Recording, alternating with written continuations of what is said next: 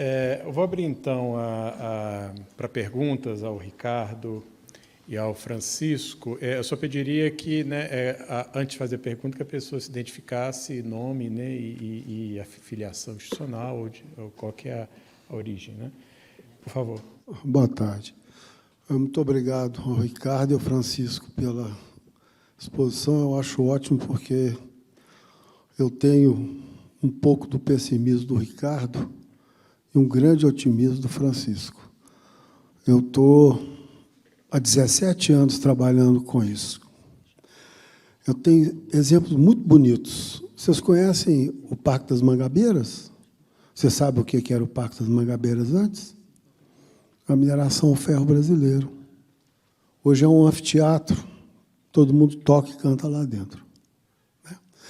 Eu fiz meu doutoramento na França, numa região de mina de carvão, que, quando chegou em 1.250 metros de profundidade, a crosta terrestre, pelo efeito de tectônica de placas, fechava e matava pelo menos 200, 300 pessoas num fechar de olhos.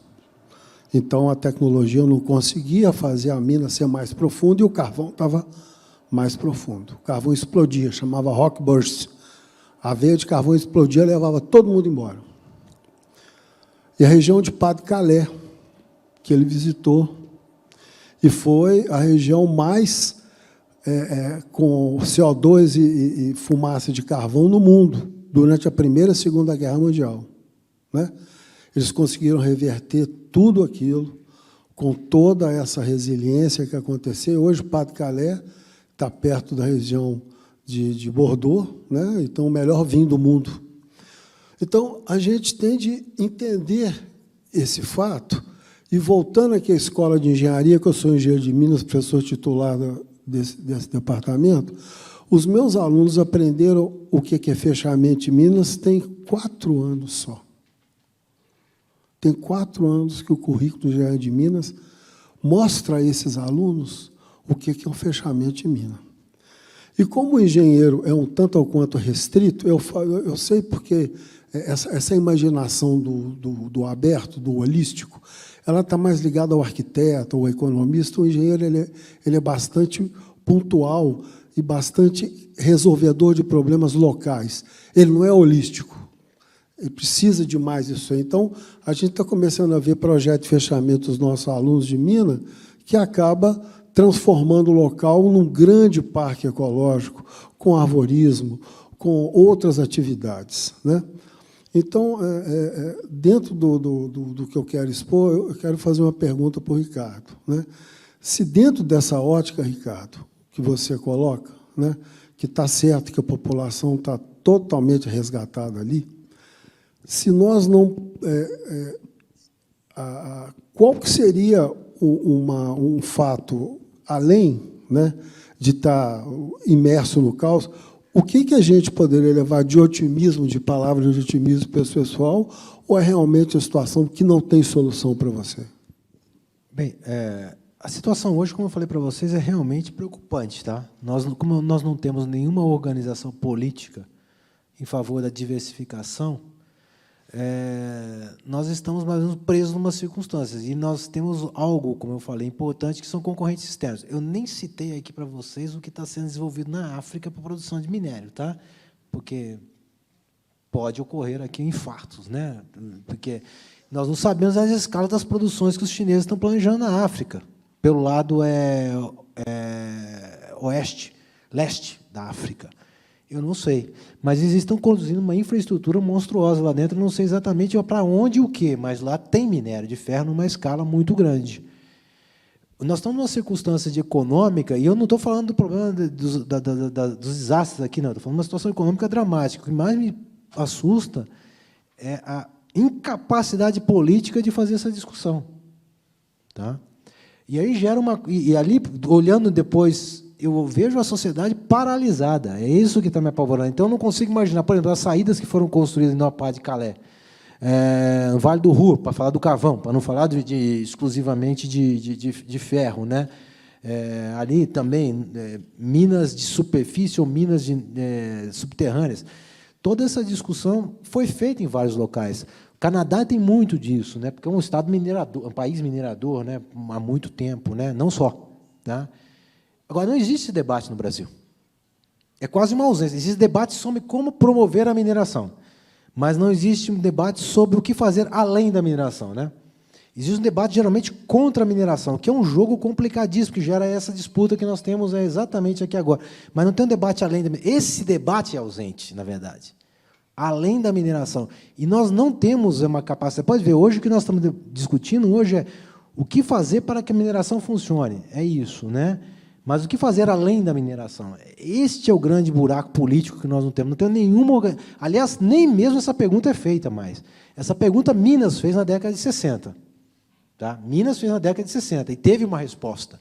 E foi relativamente bem sucedida. Tá? Foi relativamente... Nós não temos essa pergunta agora. Tá? Então, nós temos uma ausência do que ir além da mineração. E como nós vamos além da mineração, essas discussões foram colocadas aqui, um tanto também mapeada aqui, pontuada pelo Chico, tá? Fica sem interlocutor. Né? Nós ficamos brigando com a mineração, não queremos que a mineração saia, não, mas queremos que ela fique, mas ninguém pensa, né? Tá? Isso é que é realmente preocupante. Então, de fato, as pessoas estão presas. Você transformar antigos locais de mineração em alguma outra coisa é pensar além da mineração. Não se pensa. Tá? Não se pensa. Tá? Realmente não é. E Minas Gerais, em particular, ela está vendo a exaustão de algumas minas agora. Como mostrei para vocês, não é uma suposição. Ocorreu a partir de 2016. Tá? Aliás, para quem sabe do projeto 11D, já estava planejado em 2008 isso. Ele acelerou em 2010 e entrou em operação em novembro de 2015 e escalou em 2016. Esse que é o time. A Vale colocou, acho, uns 14 bilhões lá dentro. É o maior projeto privado do Brasil. Né? E nesse intervalo, o que se fez? Pensou-se além da mineração? Não. Então, realmente, nós estamos numa situação muito complicada. Esse é o meu grande desconforto em relação aos atores políticos. Né? Não temos saída. É possível fazer alguma coisa? Nós temos exemplos. Nenhum desses exemplos é simples. Não é fácil. Não é trivial. O que se fez, por exemplo, na França, no norte da França, na Pas de Calais, é algo muito difícil. E a França teve... Aquilo lá não foi uma... É algo que deu resultados parciais. Né? Demorou décadas para a reconversão. Nós estamos falando de um evento da década de 70, nós estamos aqui em 2020 já. É um processo muito difícil. Por isso, meu temor, né? Sequer colocamos a pergunta. Eu acho isso surpreendente. Tá? Eu acho surpreendente isso. Como é que não se coloca essa pergunta? E os instrumentos de política pública que eu listei aqui, que, aliás, são poucos, são 2, tá? É isso aí também. Não tem mais do que isso. São 2 e são ruins. Tá? São 2 e são ruins. Eles não têm nenhuma pretensão efetiva de colocar esta pergunta, o que fazer além da mineração, como uma questão política, de política pública, de compromisso político, de debate. Né? Não tem. Talvez seja essa a nossa função. Eu lamento, mas eu estou realmente refletindo minha desconforto. E o que ocorre, eu acho, agora só completar para o outro lado, eu falei muito para além da mineração. Agora, a mineração em si, pensando do outro lado, fazendo um raciocínio especulativo aqui, a mineração também fica numa situação muito desconfortável, porque ela tem que fechar a mina. É inevitável fechar uma mina. Não vamos pensar que isso exaure. A certo ponto, você começa a ter que bombear água, puxar água, os desmoronamentos começam a se tornar mais intensos, fragmentação de solo, o solo não é adequado para fazer aprofundamento da mina. Tem um problema também de exploração. E ela fechará aquela mina. Né? O que acontece, muitas vezes, para a mineradora é que ela também fica responsável por um caos econômico, social, que rebate contra ela e torna isso também mais difícil para ela, o fechamento da mina. Não é, de fato, também uma situação só desconfortável para o lado de quem está... A mineradora, também, do ponto de vista econômico, o ônus para ela se torna muito grande se aquela localidade toda é dependente. Então, é como se fosse assim... palavra horrível, um abraço de 2 cadáveres. Né? A cidade morre, a mineração morre, a empresa paga um ônus incrível, e, do outro lado, as pessoas ficam sem desemprego e... É feio. E por que isso ocorre? Porque nós não planejamos o longo prazo. É simplesmente isso. Foi colocado aqui pelo Chico, não vou me repetir, mas ele falou basicamente isso. Não tem uma visão de longo prazo. Nossa visão é curto prazista. Né? É curto prazista. Tá? E, olha, uma diversificação, uma política de diversificação para além da mineração, ela tem que pensar 2 décadas antes. Quando abre a mina, tem que é o que você colocou, né, aqui num dos slides. Se abre a mina, você já tem que pensar o fechamento dela. Né? Nós temos um exemplo no Chile extremamente forte, eu só vou falar isso. No Chile, não, no Peru. A BHP, para abrir uma mina de cobre e de ouro, ela tinha praticamente um planejamento para fazer essa mina produzir de 8 anos. Foi chamado uma consultoria internacional e estudou a geografia econômica do local. E estudaram e viram que a população produzia truta de forma artesanal e lhamas de forma artesanal. Então, aí a consultoria da BHP falou com eles assim, olha, a forma de vocês entrarem, e eu acho que é o Sandeiro Luminoso, né, que não deixava chegar no local, mataram 2 geólogos, inclusive um aluno nosso, né, é vocês fortificarem a economia local.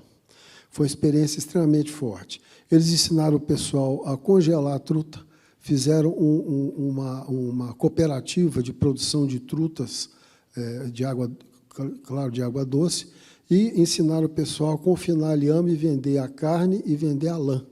Então, a mineração chegou lá comendo carne de peixe e carne de lhama, né? Ela também ficou refém daquela situação. Mas a economia local não depende da mina. Então, esse planejamento o Brasil não tem. O Peru, com isso, a recuperação, o fechamento de mina, o planejamento de lavra no Peru, exige-se integralmente que a área seja economicamente viável. Meu nome é Marina, eu sou da área da comunicação e hoje eu trabalho numa empresa de consultoria, que é a Integrate, que presta serviço para algumas empresas mineradoras. E destacando um pouco algumas coisas que foram discutidas aqui, né, a necessidade de diversificação da economia ela está posta, né, ela está colocada. E aí, acrescentando ao que o professor Francisco falou, que é de pensar os indicadores e de acompanhar esses indicadores, e amarrando isso com o objetivo 17, que é de envolver os vários atores, e somado ao que foi falado de manhã, né, que é a dificuldade de compartilhamento das informações. Eu fico pensando se esse fórum não poderia contribuir nesse sentido, e a universidade nesse sentido, pensar quais são os indicadores econômicos que devem ser observados no município minerador, quais são os indicadores ambientais e, principalmente, hídricos, que devem ser acompanhados pela sociedade civil. E aí é isso, a mineradora ela não vai falar, ela não vai dizer isso.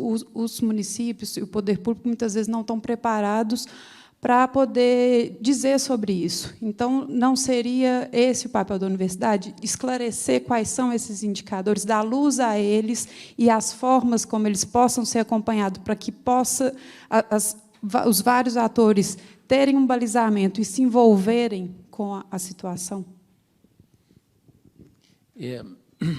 Eu acho que você está completamente certa. Eu acho que esse é papel, sim, da universidade.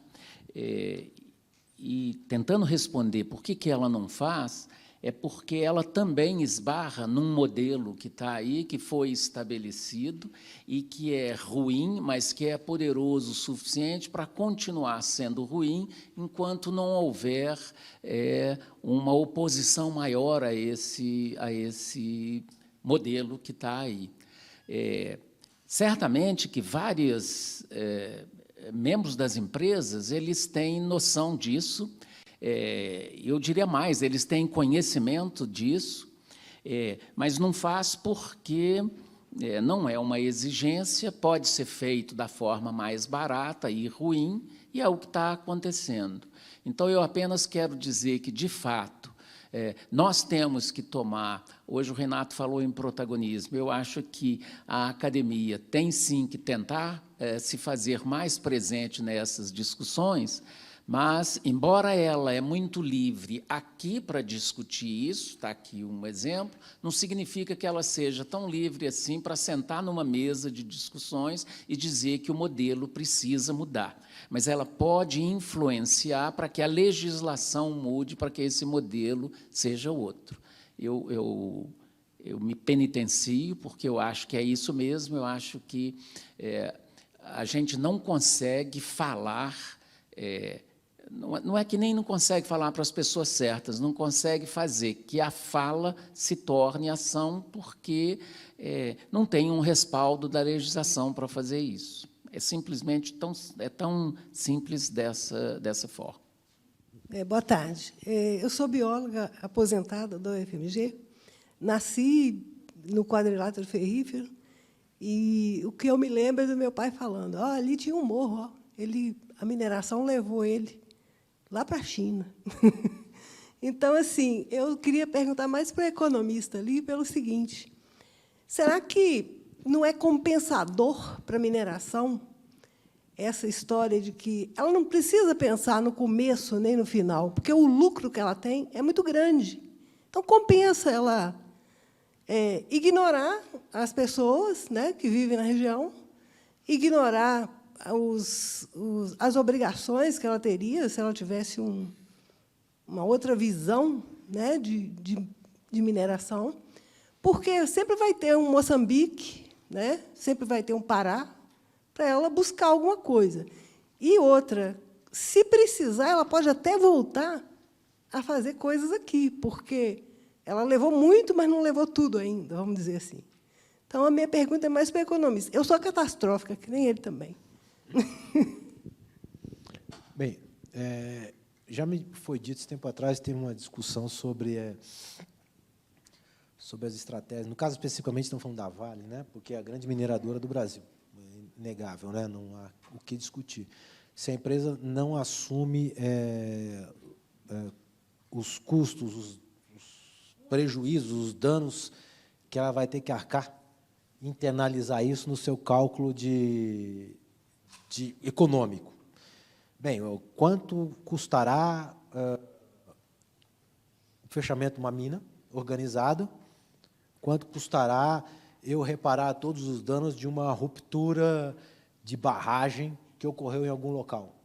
É como se as empresas tivessem clareza disto, né, e pudessem precificar. Eu vou falar uma coisa, eu duvido que essas empresas tenham clareza disso.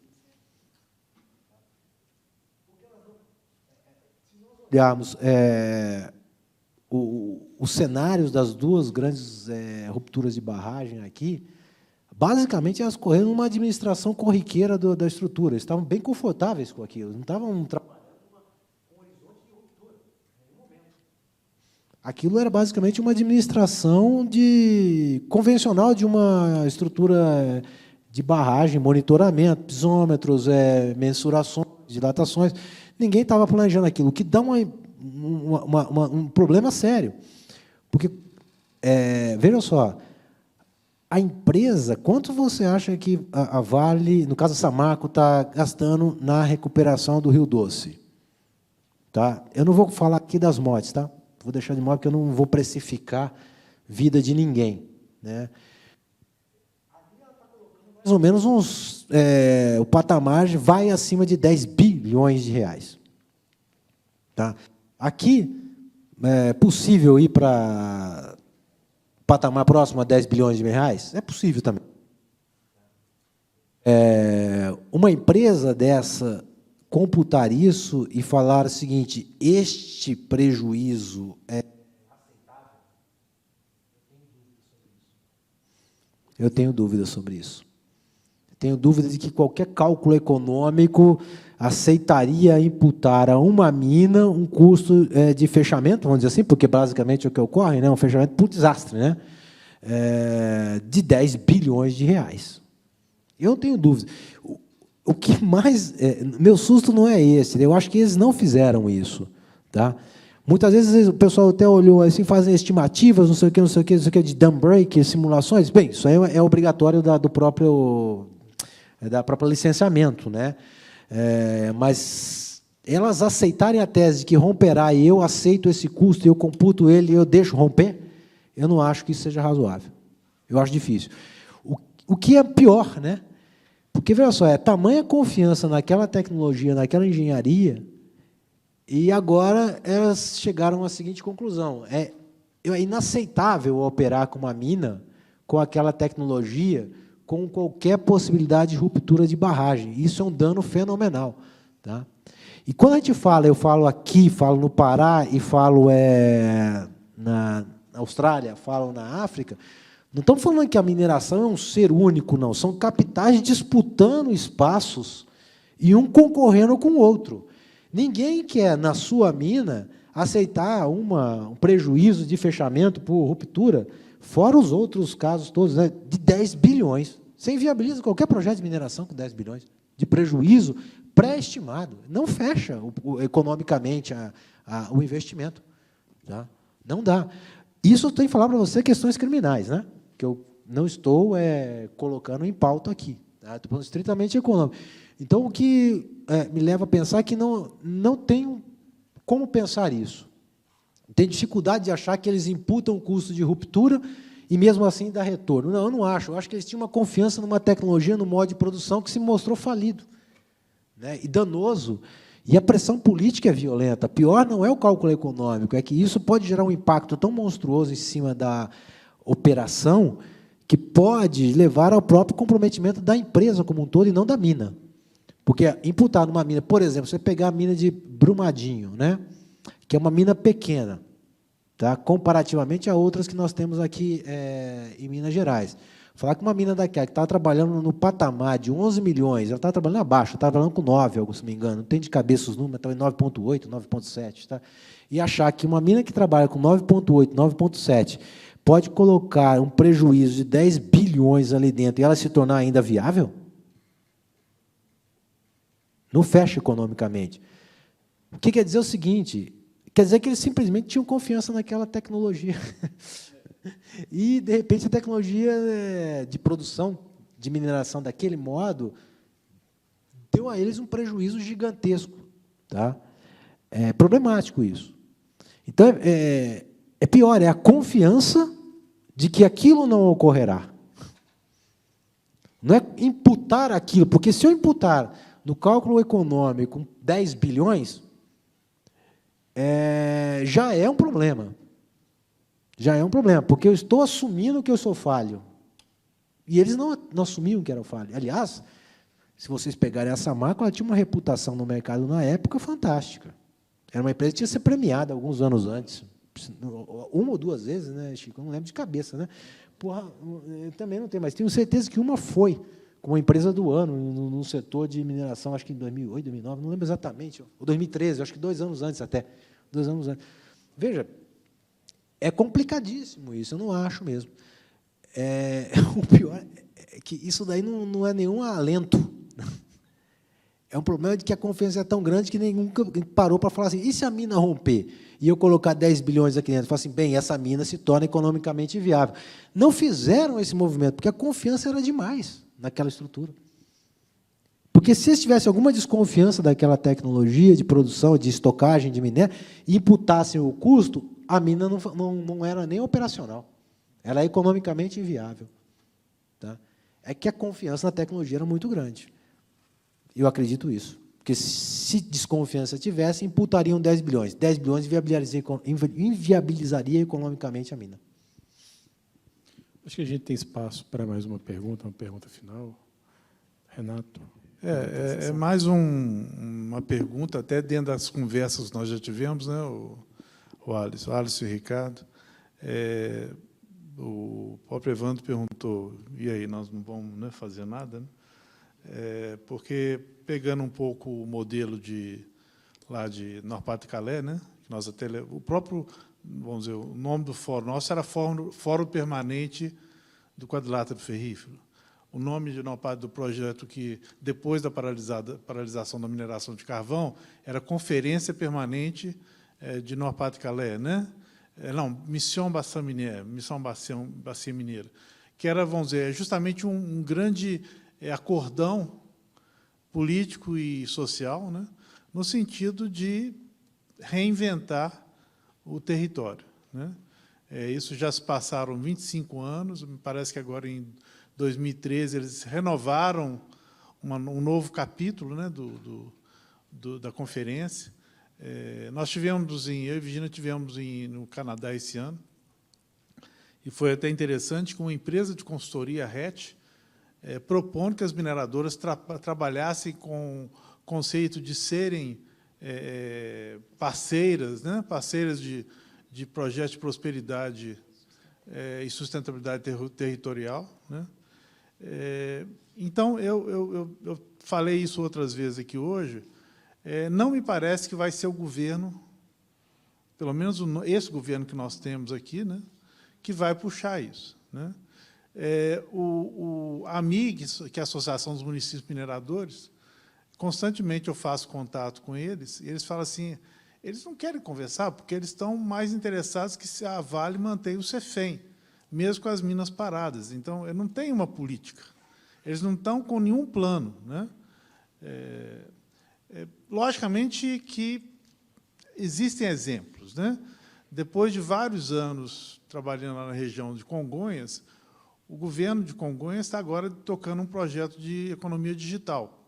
Vai ter a ser apresentado aqui amanhã pelo Christian, que é o secretário de Desenvolvimento. O prefeito Zelinho, de Congonhas, está muito comprometido com o turismo. Não estou dizendo que essa é a solução, não, mas ele está buscando, né? E está buscando viabilizar uma cidade turística, de fato, né? Vocês viram, não sei, vocês não estavam aqui, mas o discurso do secretário de Meio Ambiente é um discurso forte, né? Não submisso à mineração, mas, ao mesmo tempo, ele tem um zelinho que faz, né, uma relação de boa vizinhança com a mineração, né? Como é que chama o negócio mesmo? Sopra e morde e sopra, né? Eles sabem, estão bem articulados nisso aí. Então, a cidade... Agora, isso veio depois de anos, né? Congonhas é uma cidade que tem uma gestão mais evoluída e que é resultado daquele governo do Aécio com o Lulécio, né? Os dois. Tinha o Anderson como PT e depois o Zelinho, hoje é PSDB. Então, houve uma certa sequência de gestão já trabalhando com essa lógica da diversificação ou da questionamento até quando, né, vai haver mineração, né? Então, só uma pergunta, né, se a gente não deveria, de alguma maneira, talvez a partir da universidade, né, e talvez a partir da sociedade civil, quem sabe a gente puxar um processo de trazer alguns modelos para o governo tentar se engajar, né, e depois isso andar, porque parece que não existe uma situação de emergência. Ninguém acha que é urgente, né?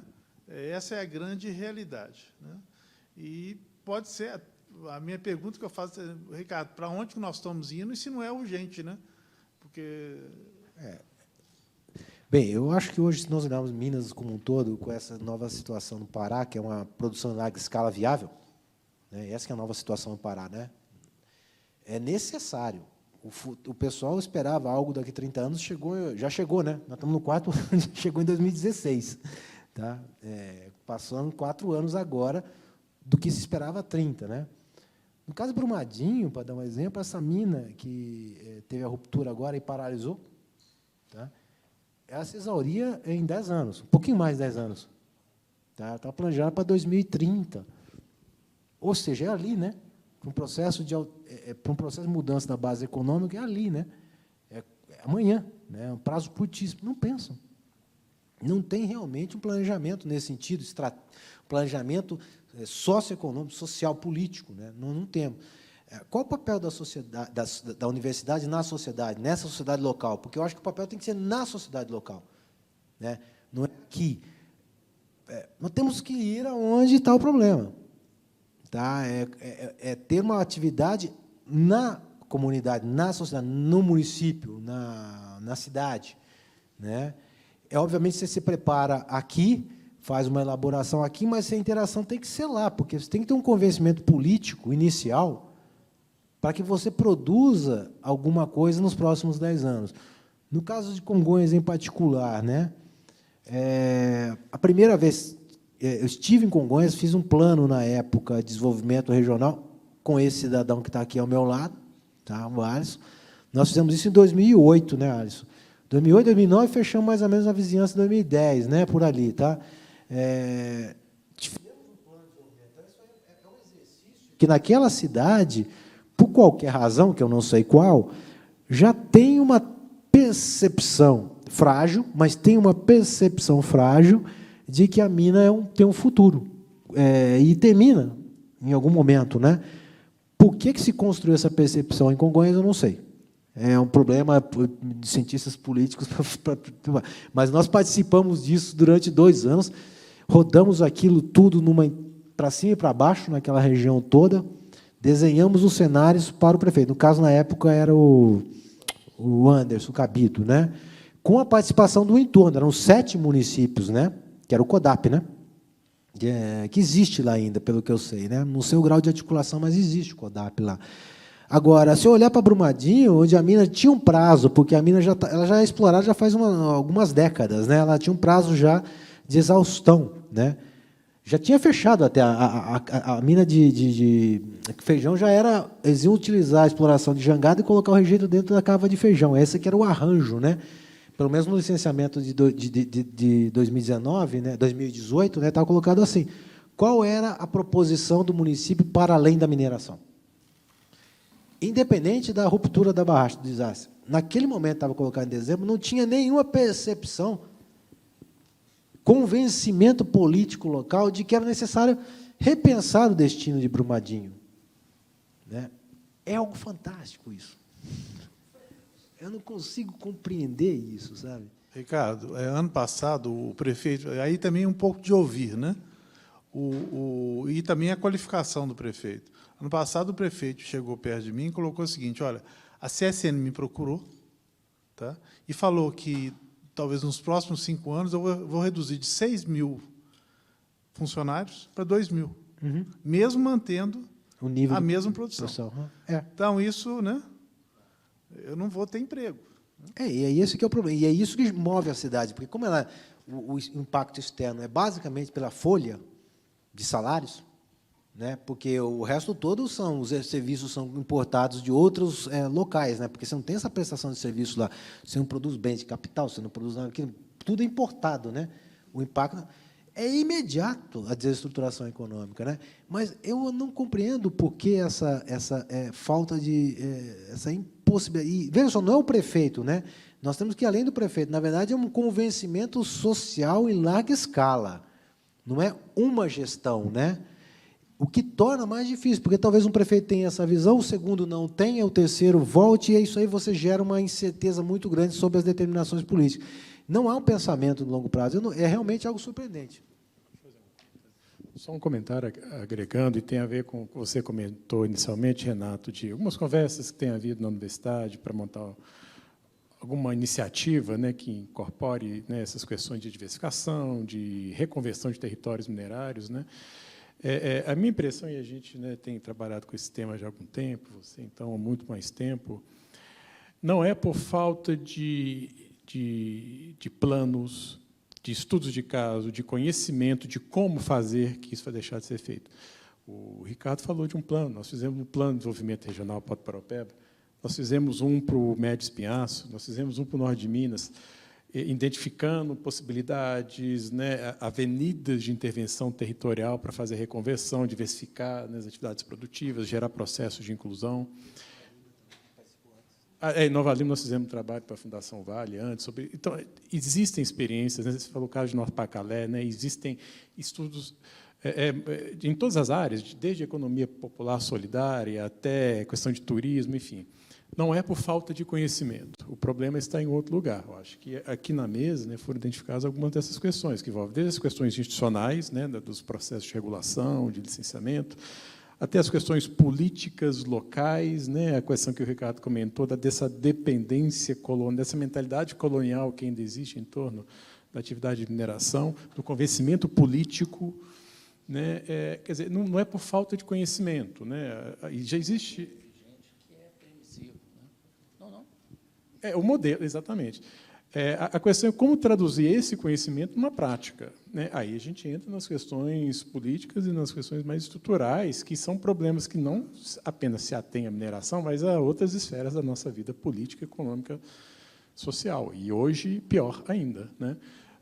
Eu acho que a grande questão é essa, né? O conhecimento já existe e pode ser ampliado. A questão é como chegar a esse conhecimento na ação, na política, né?